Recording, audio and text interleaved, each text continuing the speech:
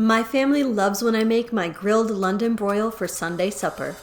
In a bowl, combine ginger, garlic powder, red chili flakes, brown sugar, soy sauce, Worcestershire, balsamic vinegar, olive oil, and lemon juice.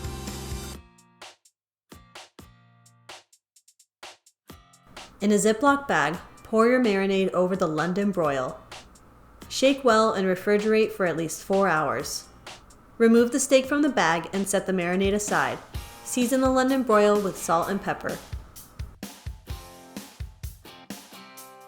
Grill for 5 to 8 minutes on each side. Remove from the grill and allow to rest for 5 minutes before slicing.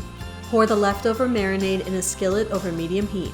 Bring to a boil and let the sauce simmer until thickened. Pour the sauce over the London broil. You can find more delicious Sunday dinner ideas on my website.